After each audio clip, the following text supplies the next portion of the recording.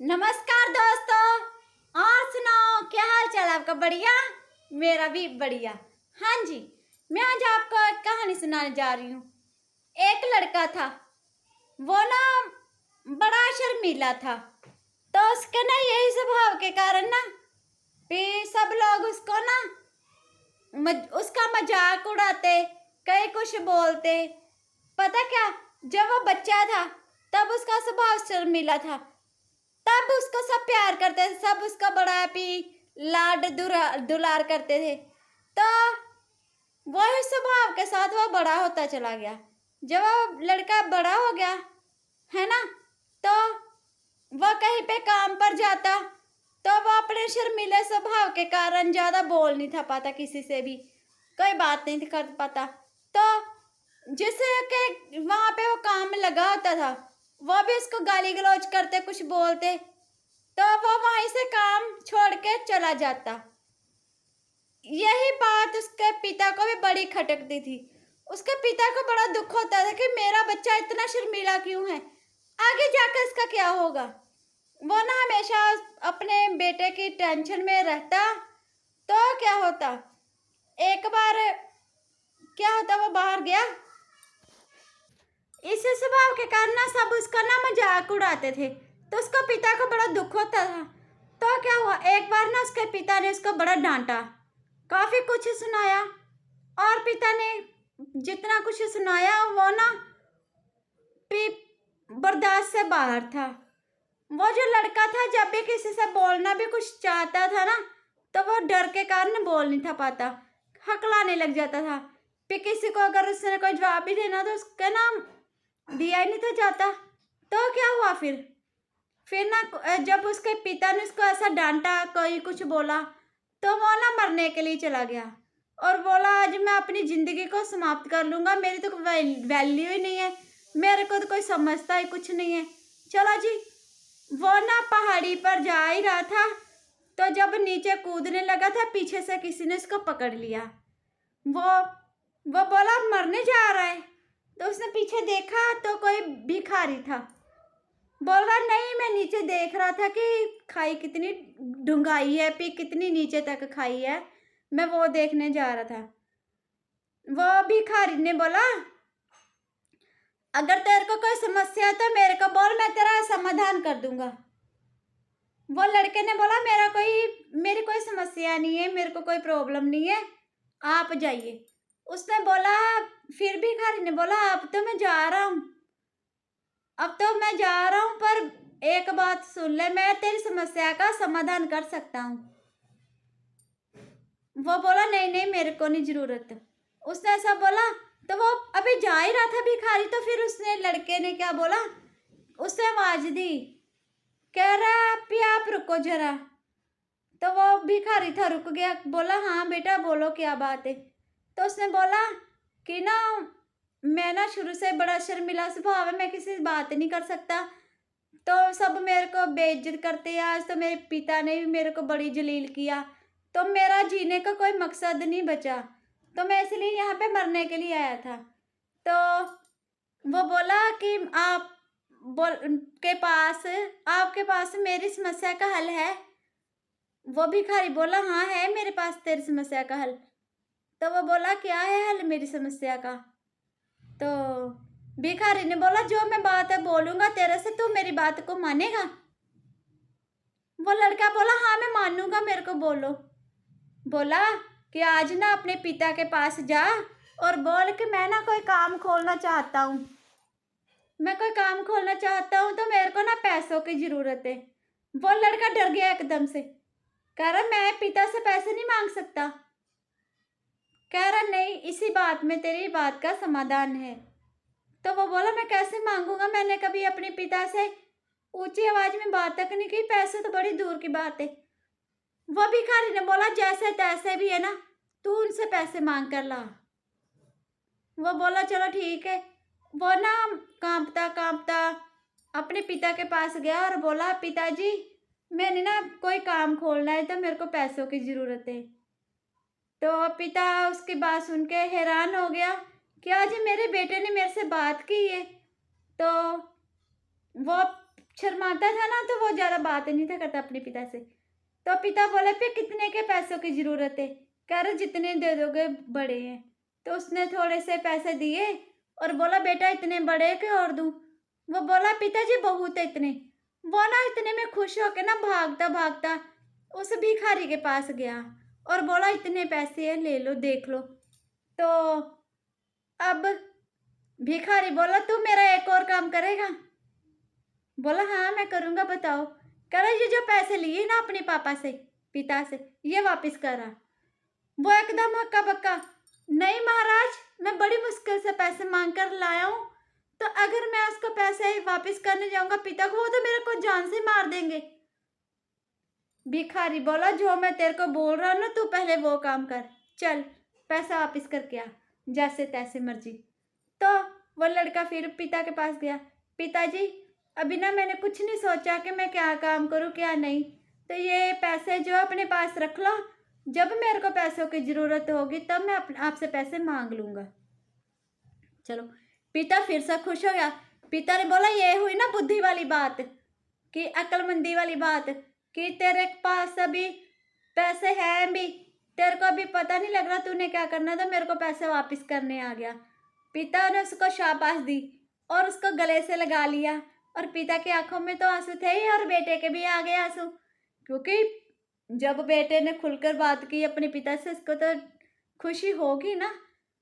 चलो जी, ये काम खत्म हुआ। फिर वो भिखारी के पास गया, भिखारी को बोला, अब भिखारी ने उसको बोला, अब तेरी एक और बात है, अगर तू मेरी वो बात मानेगा तो मैं तेरे को समस्या का हल दूंगा।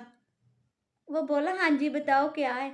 उसने ना अपने झोले से एक मूर्ति निकाली और बोला कि ये जो मूर्ति है ना, ये तेरे को 100 रुपये में बेच के आनी है। इतनी सी मूर्ति, वो सोचता इतनी छोटी सी मूर्ति है, मैं 100 रुपये में कैसे बेच आऊँगा। वो बोला, जैसे तैसे कर, शाम तक मेरे को 100 रुपया मेरे हाथ में होना चाहिए। चलो, वो भिखारी की बात को टाल नहीं पाया, वो मेले में गया, वहाँ पर बैठा रहा मूर्ति के पास, बोला कुछ नहीं, कोई उसके पास ही नहीं था आ रहा, क्योंकि अगर कुछ बोलता तो ही उसके पास आते। सब आवाज़ें लगा रहे थे, मेरी पी चूड़ियाँ ले लो, ये ले लो, वो ले लो, कैसे कैसे पी। आपको पता है मेले में जब जाते हैं तो कितना सामान बेचने को मिलता है। तो वो सबकी तरफ ऐसे ऐसे करके देख रहा था कि सब आवाज़ें लगा रहे हैं। उसने भी आवाज़ें लगाई, मेरे पास मूर्ति है, ले लो, खरीद लो, मेरे पास मूर्ति है, खरीद लो। अपनी आवाज़ खुद को सुनाई दे रही थी, ना कि किसी और को। तो शाम ढलने को थी, उसको ये भी था कि कहीं मेरा वो जो भिखारी है कहीं निकल ना जाए। उसने क्या किया, उसने जोर जोर से आवाज़ लगाने लग गया, ये मूर्ति है ले लो, ये मूर्ति है मैं बेच रहा हूँ, ले लो, 100 रुपये की ये मूर्ति ले लो, 100 रुपये की। सब बोल रहे, ये मूर्ति 100 रुपये की है, तो हमें इतनी सी मूर्ति को 100 रुपये में क्या करेंगे। किसी ने नहीं खरीदी। फिर उसने दूसरों की तरफ देखा और ना सब अपनी अपनी जो भी चीज़ें बेच रहे थे उसके गुण बताने लग गए, इसमें ये गुण है, इसमें ये गुण है। फिर उसने बोला कि ये जो मूर्ति है ना, इसमें बड़े गुण हैं, ये सबके कष्ट मिटाती है, ये सबके कार्य, जिसका भी कोई कार्य नहीं बनता उसका काम बनाती है, ये करती है, वो करती है। इस मूर्ति को घर में लेके जाओगे तो उससे पैसा बड़ा आएगा। मतलब कि उसने ना उसके मूर्तियों का गुण बताने लग गया सबको। जब उससे गुण बताने शुरू किए, सब कोई इससे मूर्ति 200 की मांग रहा है, कोई 300 की मांग रहा है, कोई 500 की मांग रहा है। मतलब 100 के बजाय उसका रेट हाई हो गया मूर्ति का। तो उसने लास्ट में बोला कि ये जो मूर्ति है ना, मैंने किसी को नहीं बेचनी, ये मेरे गुरुजी की मूर्ति है, उन्होंने मेरे को दी है, मैंने नहीं बेचनी, और मेरे को माफ़ी दो, और मैं अब जा रहा हूँ वापस करने मूर्ति। सब हैरान हो गए, पहले तो इसके पास कोई खड़ा नहीं था, अब इसके पास कोई खड़ा है तो अब मूर्ति नहीं बेच रहा, कहीं लगता है ये पागल है। वो मूर्ति लेकर उस भिखारी के पास गया और बोला, महाराज ये आपकी मूर्ति है, इसका तो दाम 500 तक का चल रहा था, पर मैंने नहीं बेची, कि मेरे गुरु की मूर्ति है, मैंने नहीं बेचनी। चलो जी, वो भिखारी खुश हो गया। तो उस भिखारी को बोला कि मेरी समस्या का हल बताओ। कह रहा तेरी समस्या, उसका तो हल हो गया। वो कह रहा वो कैसे? कह रहा तू पहले अपने पिता से डरता था, कोई बात नहीं था करता, है ना, तो तूने आज अपने पिता से भी खुल के बात की। तो जो तू अपने मन में कितनी बातें छुपा छुपा के रखता था जैसे कुछ भी है, तो तूने वो भी काम पूरा कर दिया। आज तूने खुल के सबसे बात की, कितनी जोर जोर से आवाजें लगाई। भिखारी बोला आपको कैसे पता कि मैंने जोर जोर से आवाज लगाई? भिखारी बोला मैं तो तेरे पास ही बैठा था, तेरा ही नहीं बस मेरे पे ध्यान गया। तो दोस्तों, मैं ना पहले की मेरी वीडियो देखो, मैं भी उस लड़के की तरह ही थी। मेरे को भी ज़्यादा बोलना नहीं था आता, पर फिर मैंने सोचा कि जो काम अभी मैंने शुरू कर ही लिया है, तो आपको पता ही है बोलना तो जरूरी है ही। मेरी पिछली वीडियो देखना, मैं कितनी धीरे धीरे बोल रही हूँ, किसी वीडियो में तो मैं दिखाई नहीं दे रही, है ना। तो दोस्तों, अपने आप में हिम्मत शक्ति रखनी होती है। हर काम करने के पीछे हमें हिम्मत शक्ति रखनी है। जब तक हम अपने आप पर विश्वास नहीं ना करेंगे, तब तक कोई हमारे पर विश्वास नहीं करेगा। यह जो दुनिया है ना, हमेशा उस इंसान पर हंसती है जो शर्मीले टाइप की होते हैं। चलो, शर्म करनी अच्छी बात है, ये नहीं है, पर हर जगह वो भी जरूरी नहीं है ना। शर्म एक गहना होता है, वो भी पता है, पर जब बोलते ना जिसने की शर्म उसके फूटे कर्म, है ना। तो दोस्तों, हमें अपने आप पर आत्मविश्वास रखना है। हमें अपने आप पर पूरा विश्वास रखना है कि अगर जो काम हमने पकड़ा हुआ है ना, वो काम हम करके ही रहेंगे, है ना। तो जब खुद आप अपने पर विश्वास रखोगे ना, तो दुनिया आप पर विश्वास रखेगी। ये भी मैं आपको बोलती हूँ। हाँ जी दोस्तों, नमस्कार, सत श्री अकाल, आदाब। मैं हमेशा आपको बोलती हूँ कि हमें हर जाति, हर धर्म का इज्जत मान करना है। हमें हर एक को एक समान समझना है। हमें किसी से वैर विरोध नहीं करना, और इंसान को इंसान की नज़र से ही देखना, अमीर गरीब की नज़र से नहीं देखना, है ना। तो हमें हमेशा सबसे दुआ लेनी चाहिए। अगर देखो, मैं हमेशा बोलती हूँ ये ब्रह्मांड है, जो हम किसी को देते हैं वो हमारे पास वापस आता है। चाहे हम किसी को बदशीश दें, वो भी हमारे पास आएगी। अगर हम किसी को शीश देंगे, वो भी हमारे पास आएगी। तो हमें हमेशा दुआ करनी चाहिए सबके लिए, है ना, कि परमात्मा आप सबको अपने घर में हंसी खुशी रखे, तंदुरुस्त रखे, और आपके घर में माया शाह आती रहे। हाँ जी, आप जो मेरी वीडियो को इतना मान सम्मान और प्यार दे रहे हैं, उसके लिए तहे दिल से धन्यवाद। और मेरे चैनल को सब्सक्राइब करें। मेरे चैनल का नाम है बीके राधिका मोहन। और जिन्होंने मेरे चैनल को अभी तक सब्सक्राइब किया हुआ है, उनका तहे दिल से धन्यवाद, है ना। तो मेरी वीडियो को लाइक, शेयर और कमेंट जरूर करें, और बेल आइकन का बटन दबाना मत भूलें। उससे मेरी आने वाली सारी वीडियो आप तक आसानी से पहुंच जाएगी, है ना। तो नमस्कार, सत श्री अकाल, आदाब। मैं अब वीडियो को समाप्त करती हूँ। कल फिर नई वीडियो लेकर आऊँगी कोई अच्छी सी, पर तब जब आपने मेरे चैनल को सब्सक्राइब किया होगा, जब।